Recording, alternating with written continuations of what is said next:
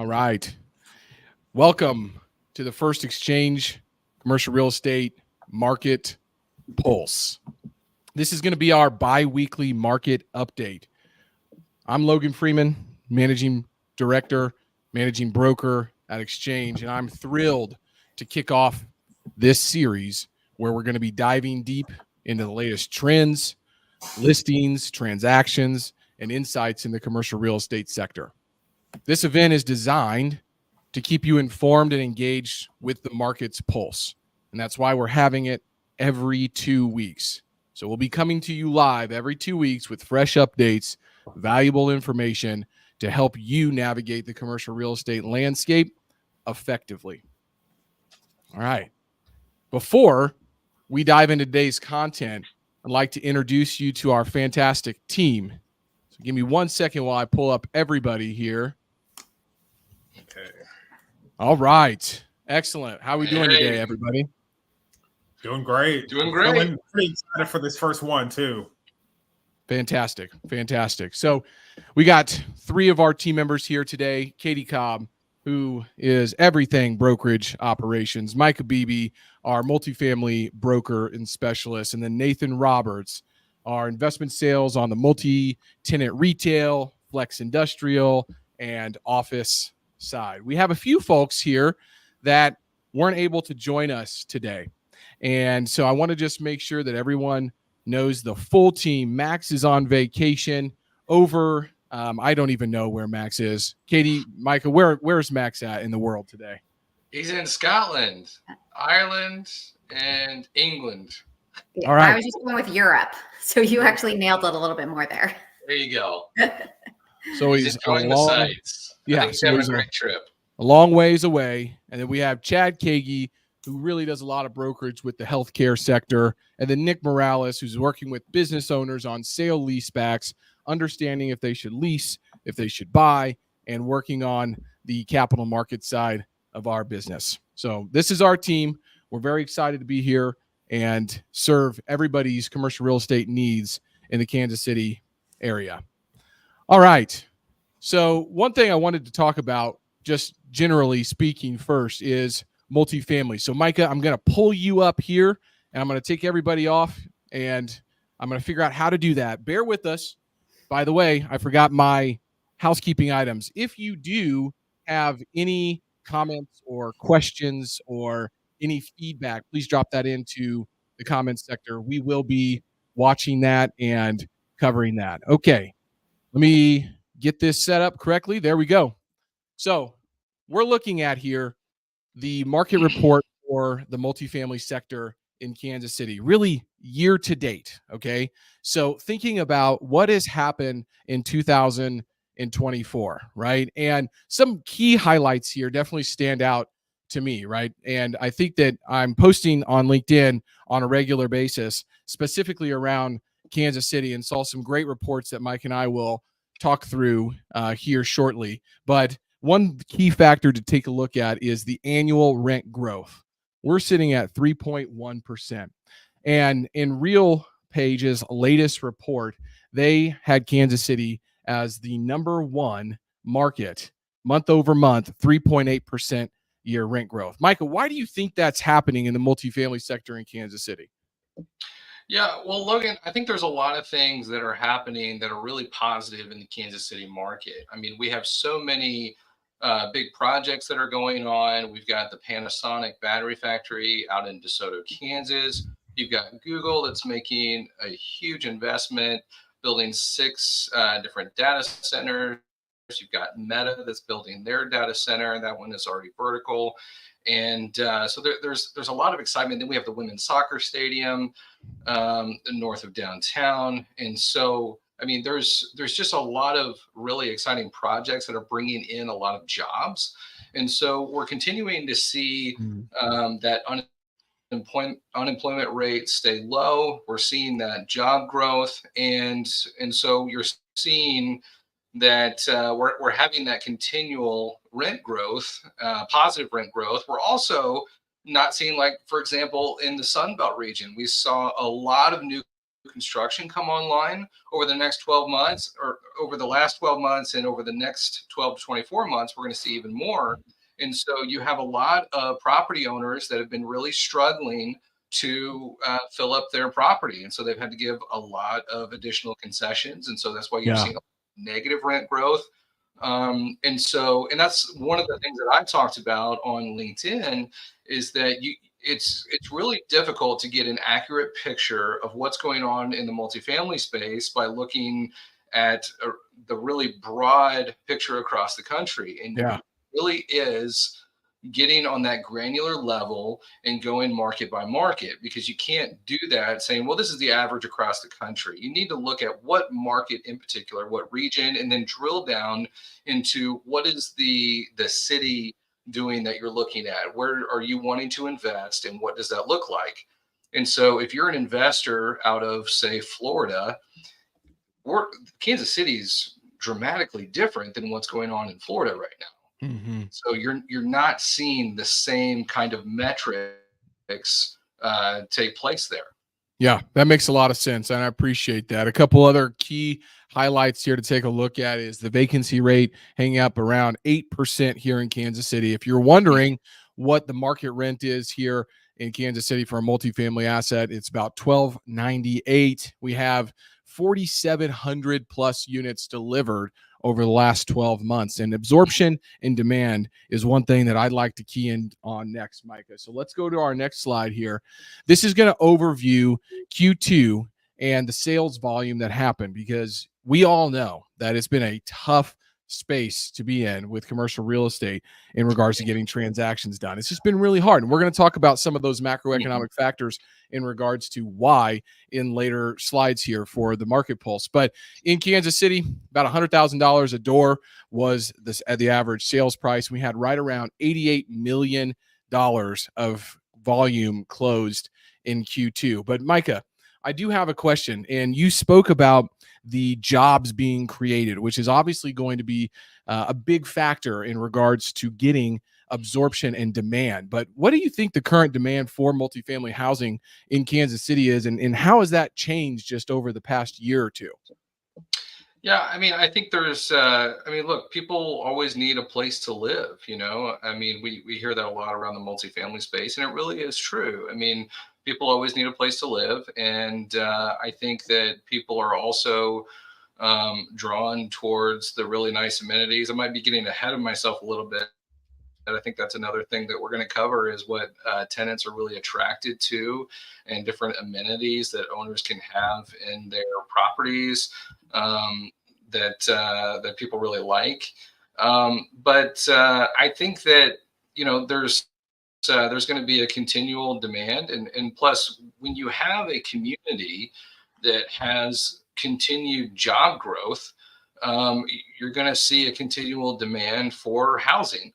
And the issue that we've seen in housing over the last couple of years, first of all, we have a big shortage of housing, but also you have a lot of renters that are staying in place because they can't afford the interest rates on a mortgage. Yeah. And so it's much more advantageous for them to continue to rent and stay where they are, because there's a lot of expenses when you jump into home ownership. There's a lot of responsibility that's added to that. And so we're seeing a lot of people that are staying on the sidelines, and they're saying, look, I don't know what's going on here. I mean, because when you look at the expense of purchasing a home, I mean, it's skyrocketed. And I think that's just not an attractive thing to do at the moment, with interest rates being so high. I mean, around the end of the year last year, I mean, we did see the 10-year Treasury dip below that 4% mark briefly, and everybody's kind of getting excited. It's like, oh man, where are we going? This is looking great. And then up we go again. And, and it's also been challenging with, are interest rates going to come down? Are we going to see an interest rate cut? And I think a lot of people had predicted and hoped that we would have seen an interest rate cut by now. But I think the Fed is being far more cautious with that, just giving the current economic indicators from across the country. And so they're, I don't know, we'll see where things Yeah, go. absolutely. This was one key element that I found in the latest Real Page report. Some 390,000 apartment units were absorbed on net over the past 12 Hmm. months. Dating back to the new millennium, this latest annual reading ranks as the 8th largest figure on record. But Yeah. perhaps more impressive within the context of the pandemic era boom is how many units have been absorbed year to date. 257,000 units have been absorbed during the first 2 quarters of 2024. So, just what you said, Micah, in regards to housing prices and interest rates causing people to look for new rentals and or multifamily to live in, the demand seems to be there. So, we're looking back here 12 months total, what we can pull from our data, we have right around $608 million of multifamily transacted in the Kansas City area. Again, that'd be from July to July. Okay. 608 million, 6,300 units have traded hands, and that's amounted to about 146 different transactions. So lots of products still moving, so a lot of interest here in Kansas City. Last question for you, Micah. And you see these numbers, you see the 600 million being traded over the last 12 months. How are deals getting done? Because I Mhm. know a lot of people are pencils down and they're not really looking at new acquisitions, or they're just getting frustrated. But any creative ideas in regards to getting deals done in today's current environment? Yeah, that's a great question, Logan. I mean, obviously, we're seeing this is something that I had talked about previously on one of my posts on LinkedIn, that deal volume is down considerably. I mean, you look at this figure compared to what, 2, 3 years ago. I mean, our peak was around 2 billion Right. in volume, and now we're seeing figures like this, and so it's tremendously lower. Across the country, down So 42%. Transaction volumes down right, 42% across the country. right. And so, I mean, needless to say, for all the brokers and property owners and buyers out there, it's tough, and trying to find a deal that will pencil. And so, some of the things that we're seeing a lot of is assumable loans, where you Mhm. still have some term on those loans at a low interest rate that got locked in back when interest rates were still good or decent, even better than what they are now. And so I think that deals can still get done in this environment. And obviously, deals still are getting done. We're not at a complete standstill, but I think you've got to be thinking outside of the box. And so I think that's a scenario where you need to have a broker on your side and in your corner that can come up with different strategies. Because, I mean, look, that's what we do all day, every day. We try to come up with solutions for our clients in order to help solve problems. We're problem solvers. That's what we're good at. And so, because we want to see our clients succeed, we want to maximize their value on what they're doing, on their investments, and we want to see the best possible outcome. And so, I think it's being able to think creatively, think quick on your feet. Of okay, how can we create more potential income on the property? Is there a way where, let's say, your multifamily property has a bunch of washer and dryer hookups? This is something that came up recently with a deal that we've been working on. Well, instead of just having those tenants bring in washer and dryer, what if the owner leased out those units? Right. Yep. Um, and then, or if you have a lot of extra square footage, or maybe not a ton, I mean, could you use that space in a better way? Could you utilize that in order to gain revenue on your property? Could you convert it to storage units for tenants to use and lease out? I mean, there's different things that you can come up with, but like I said, being with an active broker like our team has, that's actively working in the market, working with our clients to close deals. We're on the ground seeing these things firsthand and coming up with solutions for our clients that will maximize their return on investment. Absolutely. Thank you, Micah, for joining today. Thank you for walking us through multifamily. My takeaways from the multifamily sector are there's still large demand in regards to the supply and demand imbalance. We still have a large demand, especially in specific markets throughout the Midwest, where we're seeing a lot of rental, month-over-month rental increases. Okay, affordability is very important, and then working with a experienced commercial real estate broker to help you navigate those different situations and come up with creative solutions is how deals are getting done. All right, we're moving over to the industrial side. Thank you, Micah, for being here, and thank you for all of your insights. I'm adding in Nathan Roberts here on the industrial side. Nathan, what's going on, man? Yeah, there's a few things going on. So, I mean, we're definitely seeing three evolving trends. Definitely some strong development activity out there. Right now, we have about 12.5 million square feet of industrial that's being currently in the pipeline for development. Okay. We're seeing like a lot of square footage, man. It's a lot. Yeah, it's about 3 to 4 times what we've seen like in the past few years. So as far as new supply, I mean, it is outpacing for the past 5 consecutive quarters. It has outpaced demand, but we're starting to see a pullback, which is a great thing. Another thing that's driving just industrial real estate here is e-commerce and retail demand. So ongoing growth is leading to organizations wanting to regionalize their operations, both with delivery speeds and also reducing some of the costs associated with last mile delivery. We're also seeing economic stability, and as you and Micah hinted on, labor market strength. So industrial real estate has benefited from our diverse economy. And right now, as far as like early 2024, you're looking at an unemployment of 3.2%.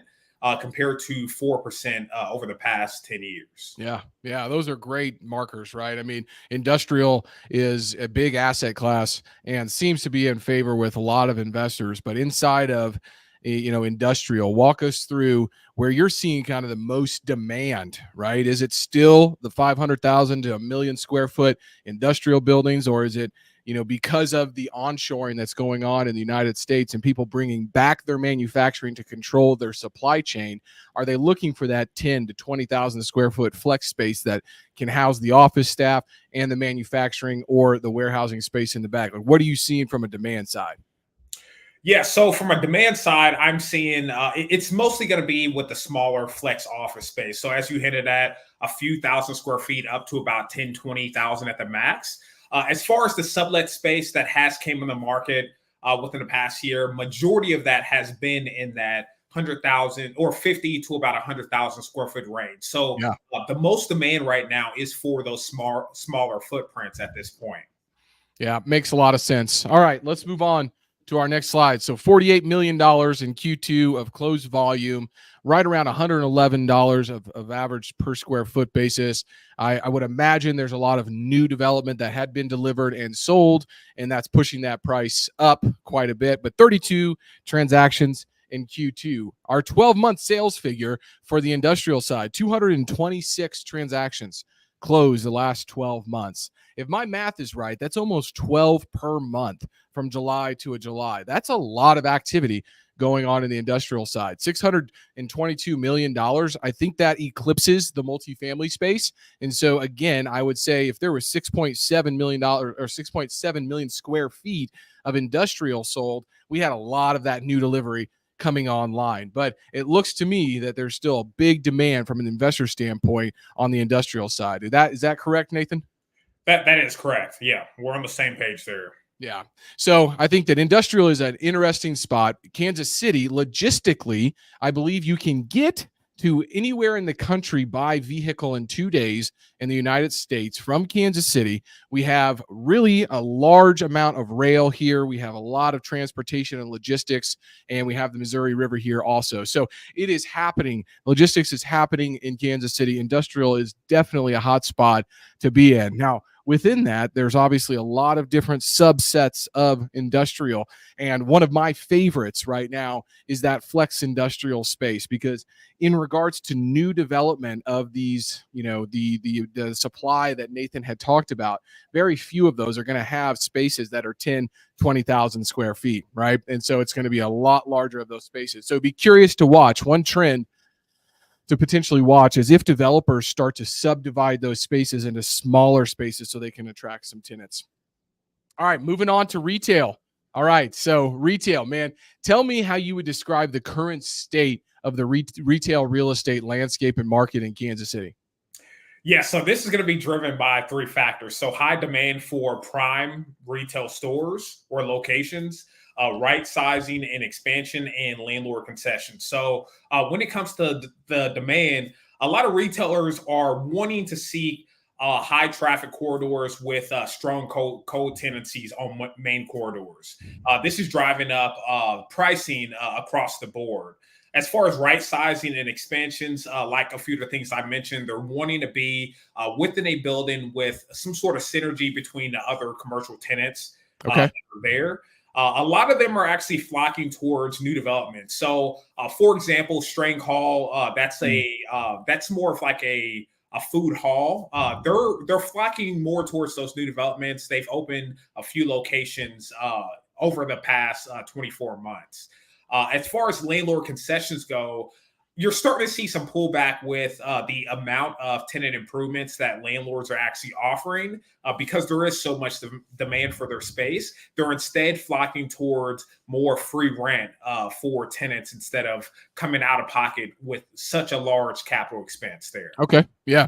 Yeah. I was just at String Hall. I love that place. It's such a cool concept, and it really does sort of feel like the future of real estate and the future of retail in a lot of different spaces. That mixed use type of building is really in favor in a lot of these newer kind of what I'll call suburban urban downtowns where String Hall is. And so that's definitely a trend to keep in mind. And I do believe with the other retail that's even around Strang Hall and that building, it has definitely blossomed because it's bringing a lot of people to the area. So what are retailers always looking for, Nathan, in a space? Is it vehicles per day? Is it traffic that they're looking for? Is it a certain amount of transactions? Like, what are people looking for when they're going, or tenants and businesses are looking for when they're going to look for a new location or expansion?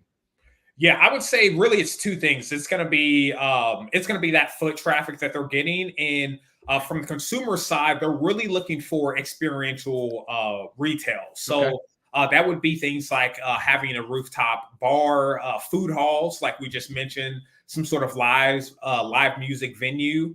And landlords are being a little bit more flexible when it comes to actually trying to bring consumers to their properties. That can include things like having more pop-up shops that bring a different consumer to the shopping center, and hopefully that creates a repeat customers there. Yeah, most definitely. Well, looking at the retail transactions, we had 39 retail transactions closed in Q2 of an average price per square foot, which sort of surprised me, of $180. That's pretty high in regards to that. That means there's a lot of demand for retail shopping centers and retail. And our volume for Q2 was right at $52.9 million.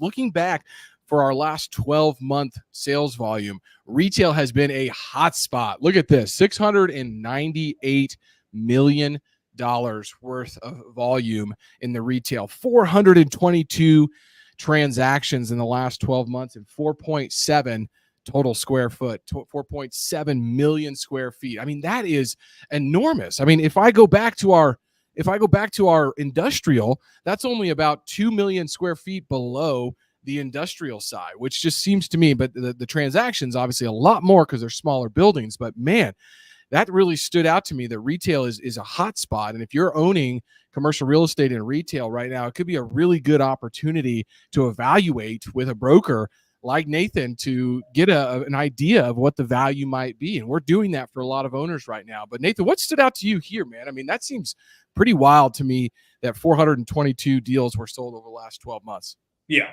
Yeah, I would say, I mean, what's really stood out for me just the past 2 months have been two trends. So we have two new records when it comes to price per square foot. You're right now we capped it at $17.99 or almost $18. That's the Right. highest on record. As far as vacancy in what's currently available in the market, we're at another record low, which is 4%. So those are really the two figures that have stood out recently. Yeah. We're just seeing so much demand for retail space at this point, especially if it is on a nice corridor with a lot of traffic. Yeah, whenever I see that the Wall Street Journal is writing articles about a specific asset class, like neighborhood retail shopping centers and strip centers, that it's really hot, right? I mean, it's been called the darling of the commercial real estate industry here recently. Okay, that's the multifamily, industrial, and retail overview from the last 12 months in sales and in Q2 of Kansas City.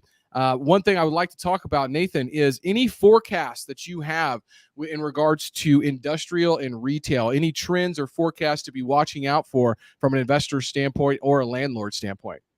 Yeah, I see some ongoing trends. I mean, what we're seeing with demand, I think that's just going to continue to grow, especially with the way consumers are changing their behavior. It's kind of been continued behavior from the past couple of years, and that's just wanting to purchase more items online, right? No one's really wanting to go to a retail store, essentially to buy anything unless you're looking more for an experience. So for example, me, when I go to shopping centers, for the most part, it's with me and my friends, and we're trying to hang out and experience something new. For example, String Hall is a great one. I mean, maybe we just want to go out, try different foods and just have a drink.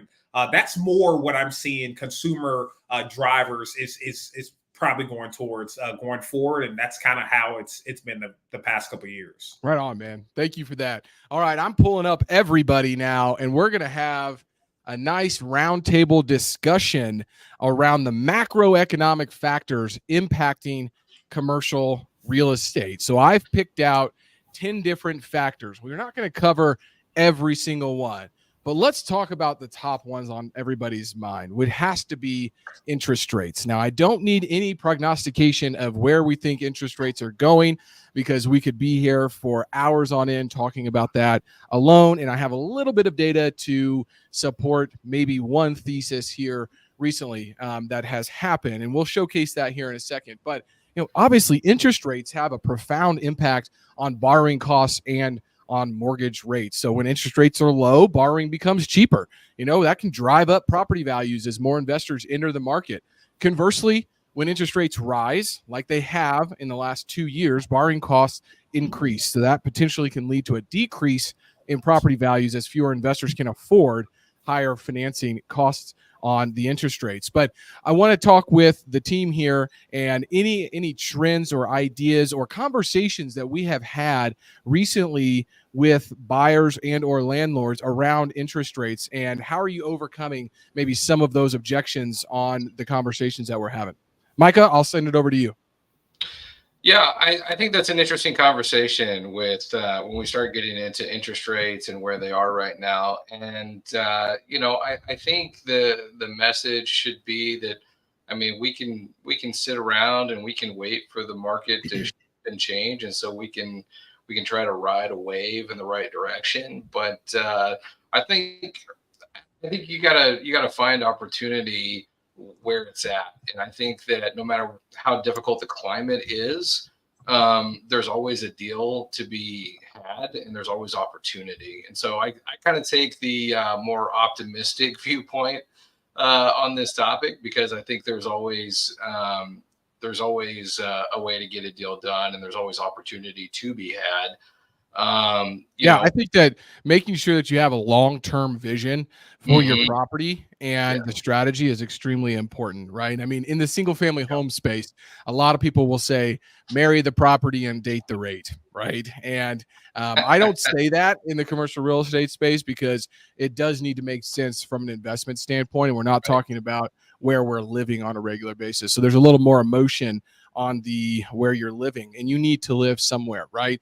But in regards to interest rates, I think having that conversation with property owners early on and making sure that that helps to anchor some pricing and price points is really important. Nathan, we've recently underwritten a few neighborhood retail shopping centers, and the cap rates seem to be good.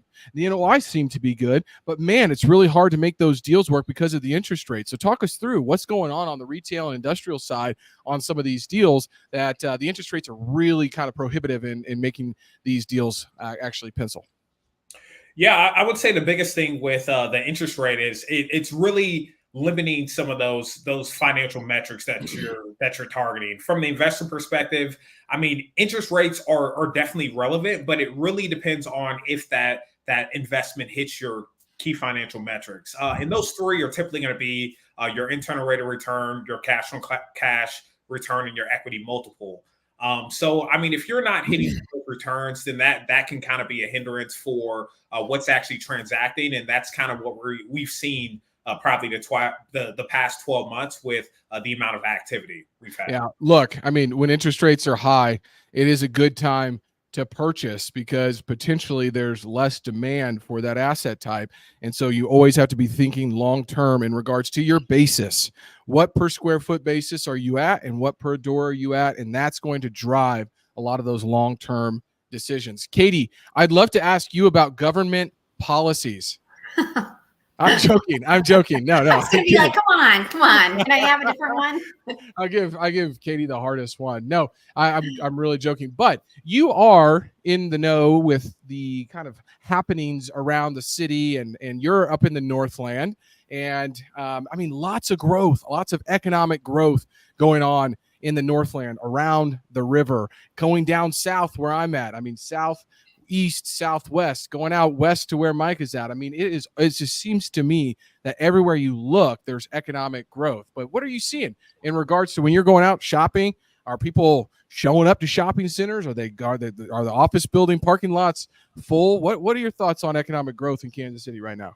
Yeah, I think that there's a ton of economic growth. I mean, it used to just be kind of one area of the city, but like you said, it's kind of everywhere right now. And it's exciting time, like the KC Current, but everything is packed. It seems like. I was actually joking with a friend the other day that I was like, where did all the people come from? Like, where, every road is packed, everything. Yeah. And so, I mean, just the number of houses. I live in a development with, we're kind of on the outskirts of Kansas City, but just the number of people, like when we talk to neighbors and stuff like that are flocking to Kansas City because of the companies that are coming here. Yes, absolutely. Yeah. Affordability, the jobs, and the ability to work from anywhere is driving a lot of people to move to the Midwest. Now, we will always still have really hot weather and really cold weather, and that's going to keep some people away, but more and more people are having their primary residences in Kansas City and then either snowbirding to Florida or something along those lines. We're seeing a lot of people do that. So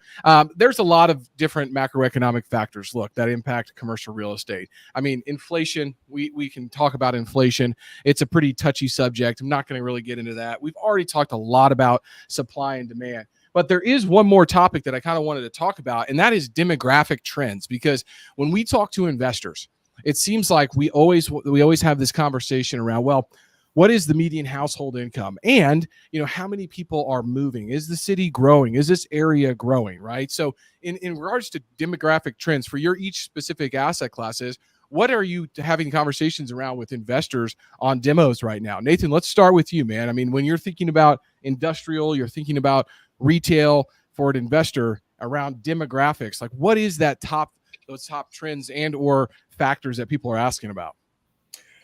So I would say on the retail side, definitely as far as demographic trends, I'm seeing a lot of growth in certain submarkets, such as Lee Summit. Lee Summit has been crazy hot the past years. I think if you're looking from the standpoint of industrial real estate, it really depends on if you're going more towards those newer premium products or if you're going towards more affordable product. Yeah. I would say from the affordability standpoint, you're probably going to be more Eastern Jackson County along I-70, and Independence, Blue Springs, Grain Valley areas, or probably on the Kansas side, probably KCK. As you start going more south in Johnson County towards Lenexa, I see that those are more of a transportation logistics hub, which means that you're going to have an increased amount of dollar per square foot for how much you're going to be charged if you're leasing space there. Yeah, most definitely. All right, Micah, on the multifamily side, what are you seeing in regards to demos? What conversations do you have with investors? What are they asking about, and what's important to them? Yeah, I think that they want to be in a location. I mean, it's all about location and where is the growth taking place? Where do people want to live? And like Nathan just said, I mean, Lee Summit has been a huge area in the city for growth.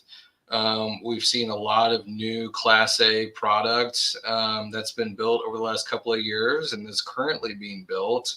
On the Kansas side, you know, that's where the majority of the new units have come online is in Johnson County. And you see like a lot of growth pushing south in Overland Park, you know, and so with these new products coming online, you're seeing beautiful new communities with fantastic amenities, and they want to be close to shopping and great dining options and things like that. And so when you look at kind of the hot spots for that, I think people do think of Overland Park for one. And number two, on the Missouri side, I think it's really Lee Summit. So those are kind of the top locations that people are really talking about and that are really pushing towards. Yep. Yeah, you know, I think another demographic point to make here is, you know, where are people going to send their kids to school, right? And so that's going to drive a lot of population growth, which population growth then drives business and economic growth, which then drives retail and industrial growth. So I think that good schools in the areas that you just mentioned are highly sought after for in regards to their school districts is another demographic area to look at. Awesome talk, guys. That was, I would say the Northland, and that's one thing we didn't discuss, but the Northland is sure. right here that you're seeing an increase in demand as far as where population growth or is trending towards. Yeah, you're absolutely right. You know, I think I was having a conversation with my buddy earlier this morning, and he lives in the Northland. He is just he wants the Northland to become its own city and get away from being in Jackson County. And there's a lot of thought around that and why it should be, because tax revenue, where does it go? It goes into a lot of the urban areas of Kansas City. So, but absolutely lots of development, lots of economic growth, and many new subdivisions and multifamily being absorbed and developed in the Northland. If you're not familiar with Kansas City, the Northland really is subdivided by the Missouri River. It's where our airport is, but it is a thriving community. But the funny talk that we have in regards to the Northland versus Southland is, you know, hey, I don't really go south of the river, or I don't go north of the river unless I'm going, you know, to the airport. So it really it is dependent upon knowing those different submarkets. And that's what we're here to help our clients work through, is where they want to be at and why they need to be there and the different drivers for each one of those areas. And I think we just showcased that really well. So I appreciate all of you all for doing that. All right, we're going to jump in really quickly to the Fed put, which I don't even know if most people might not know. I'm kind of an economic junkie, so let's just discuss this concept. But the investors put would be investors are counting on the Fed to avert a recession by lowering interest rates, right? So this is the concept that we see commercial real estate prices heading in the right direction because of it, maybe a potential interest rate cut, right, to stabilize the economy. And so recently we've seen signs that the Fed might be ready to step in and to support the economy. And that intervention is aimed at preventing a significant downturn, right? So they're tracking obviously the jobs and the unemployment rate, and they're tracking inflation. And so with the Fed signaling its readiness to provide support, we can expect some downward pressure on interest rates in the next 6 to 12 months. That could help maintain or even boost commercial real estate prices, right? I mean, the S&P 500 just jumped to a new record last week of 5509.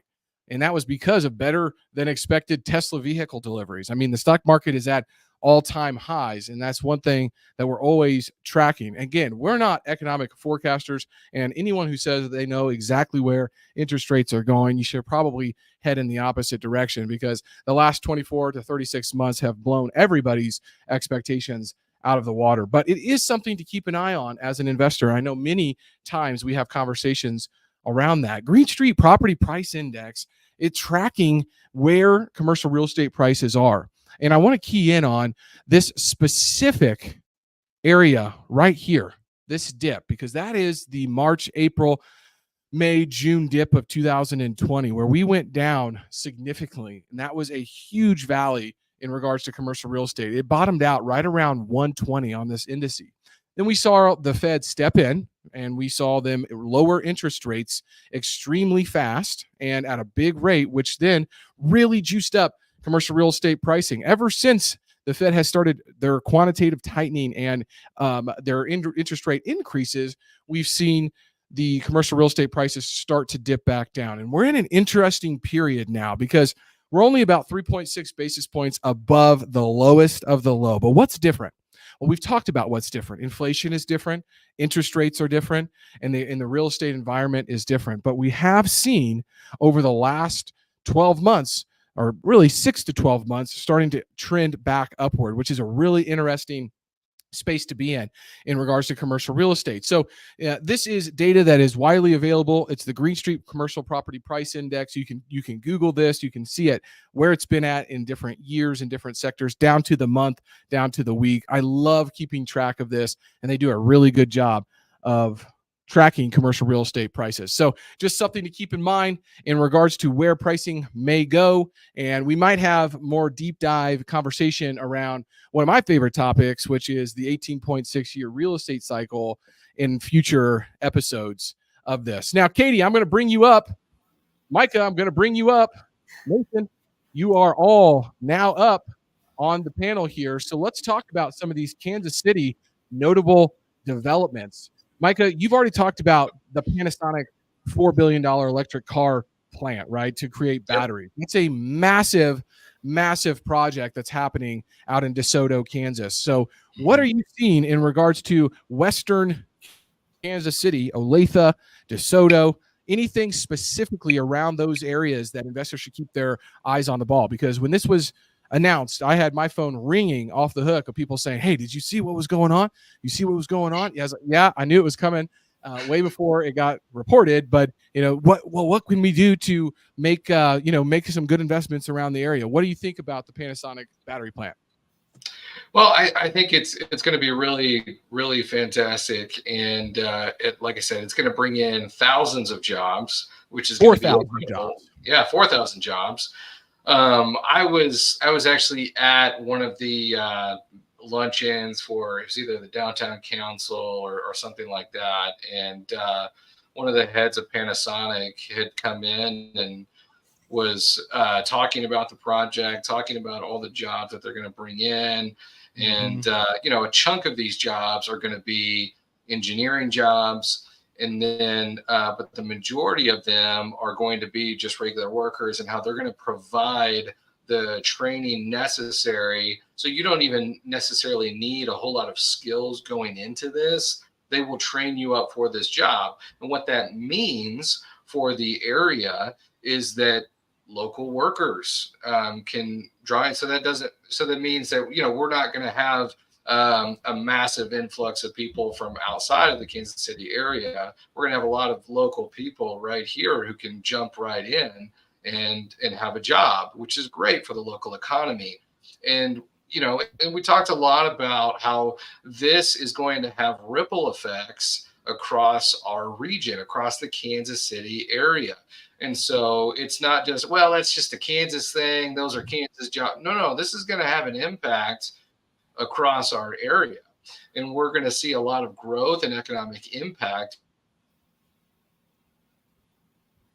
investments. And you're seeing construction jobs from these different factories that are being built, from the data centers, kind of shifting a little bit to the Google investment that we're seeing, over $1 billion investment from them. And and so when you're talking about trying to focus in on, okay, where do I need to be?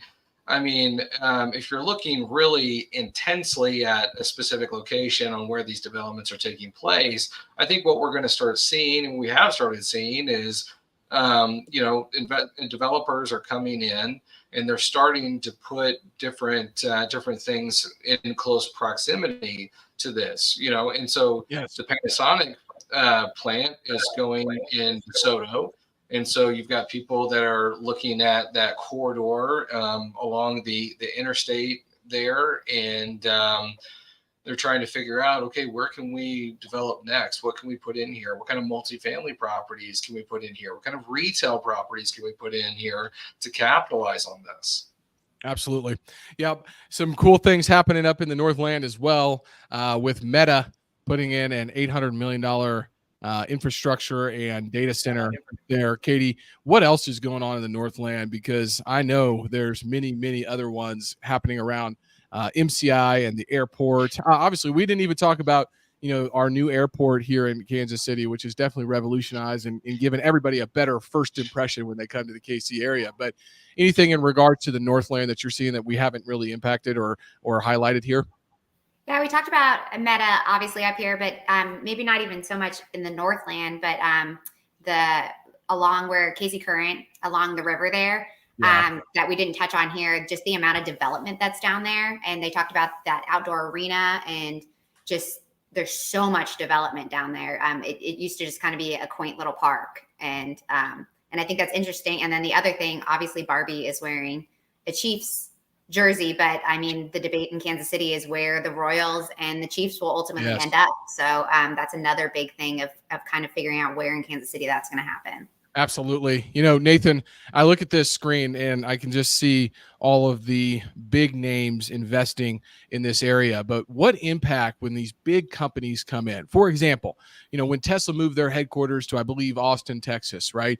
People were like, oh my goodness, look at this. This is crazy. And the real estate around there obviously went up. We didn't even mention the streetcar being finished here at the end of 2025 or at the mid to end 2025, and how that impact is going to have in the Midtown to the Country Club Plaza, and being able to connect via streetcar, to the main corridor of the city, right? I mean, but that's one other piece. But like, as these larger companies come in, that creates opportunities for the companies that serve these larger companies. And so, what does that mean for space around those areas? Any trends, any factors to be considered there? Yeah, I just think it means an increase in demand for properties that are situated around these developments. But yeah, I would say outside of these key developments that a lot of people are aware of, there's a lot of build-to-suit going on around the entire KC Metro. I mean, that is developers partnering with tenants to do longer-term leases and giving them some sort of option to purchase that property eventually at some point. Now, that's been an ongoing trend, especially the past couple of years, and I think it's going to be an increasing trend, especially going forward with just how interest rates are. I mean, developers are looking for more stability. They're looking for more things that they can account for instead of things that they don't have to deal with the lease up process. They have a tenant that is ready to move and actually lease out the space once it's ready. Absolutely. That's a great point to make and very noteworthy. All right. Lots of stuff going on in Kansas City, and we were a part of it in Q2. We did a lot of real estate in Q2, and it was about $12.8 million worth of real estate. I think it was close to 17 transactions, something along those lines. And so we had a lot of transactions going on in Q2. We are hoping, and we are cautiously optimistic that trend is going to continue into Q3, into Q4. There's a lot of indications that it will. And so we're having a lot of conversations with out-of-state investors that are interested in Kansas City, and really, really hammering home, like, hey, if you're a property owner right now and you have, a loan that's coming due from a maturity standpoint, it is the right time to get involved with a broker opinion of value here at Exchange Commercial Real Estate. We're doing that across industrial. We're doing that across multifamily and retail properties for investment and for owner users. And, like Chad's not here today, but at the same time, if you're a dentist or a medical professional thinking about trying to buy or lease, your next building, he's definitely a great contact to have. So Q2, fantastic quarter. Couldn't have done it without this team. It was really a really strong quarter, and we're excited to continue that momentum into Q3. If you're interested in getting started into Kansas City, right? We just talked a lot about different areas and developments and the team that you might need to be able to put in place so you can buy your investment property in Kansas City. Make sure to check out the Kansas City Deal Navigator, which is a free educational resource, 7 or 8 emails and a 50-page ebook all about how to get your first deal done here or your next deal done here in Kansas City. And that's going to be right on our website, which is at XChangeCRE.com/get started. It's all there. You're going to love it. We put a lot of time and effort into this, and we've had really great feedback. Katie, some of the upcoming events that you've been spearheading, especially our golf tournament, but walk us through. I'll start with CCC. I've recently joined the board of CCC, Contractors, Closers, and Connections here in Kansas City. Our next event is this month in 15 days, July 25th from 5 to 8 p.m. It's on the Plaza, which, by the way, we didn't mention in our slides, but has recently sold to a firm out of Texas, and they are planning to put over $100 million of CapEx into the Plaza. So I think everyone in Kansas City, specifically around the Plaza, is very interested and very excited for the new face that the Plaza might have, amongst many other things. So make sure to come to that event. It's really, really well attended. They usually have a really good speaker, drinks, food, everything is there. Light throwers, people with flames in their mouths. It's really a lot of fun, and we have a good time at that event, and I'd love to see you there. But Katie, talk to us about the Together We Win. This is our 3rd annual golf tournament. What's going on with that? When is it, and how can people get more information? Also, I may be a little biased, but I'm pretty sure it's the best charity golf tournament in Kansas City. So it is on Monday, September 23rd, at the Country Club of Leawood. We have the whole course that day to ourselves, and there are sponsorship opportunities as well as teams. It's a 4-person scramble with a shotgun start at noon. So it's a great day to go out and network. Even if you're not a big golfer, for companies that want to sponsor, there's opportunities to set up at holes. We're really flexible with sponsorship opportunities. So it's a great day. You won't leave there hungry or thirsty by any means. So again, yes, we do have a few teams and sponsorship opportunities still available. And Operation Breakthrough is one of my favorite nonprofits here in the city. Really, really doing great work. We got to volunteer there a couple of years ago, and it's just really phenomenal what they're doing with the city, with children, and getting them the resources that they need to thrive. So very excited to be able to donate a whole day of our team, and a lot of people coming to play golf. It's going to be competitive. The course is in great shape. I can tell you that from firsthand experience. It's my home course, and I'll be out there slapping it around, trying to get the top score as well. But it is phenomenal. We have a great day planned. Very excited about that. All right. This was the inaugural episode of the Kansas City Market Pulse, and we're going to be doing this every 2 weeks. And it's, you may not be able to see it, but it takes a lot of effort to get all of this information put together. And why we're doing it is really to bring value to our clientele and to position us to help you in regards to your next decision, either purchasing or selling or leasing commercial real estate in Kansas City. So please do reach out to us. Follow us on LinkedIn. We're going to be active here, going live on YouTube and on LinkedIn. Every 2 weeks, we might bring in some expert speakers specifically talking about their subject matter, and let us know what those topics might be. But if not, we'll be here just giving updates about what's going on in the city so you can stay on top of the pulse. All right, Nathan, Katie, Micah, thank you all so much. And thanks for everyone who tuned in. We'll see you in 2 weeks. Bye-bye.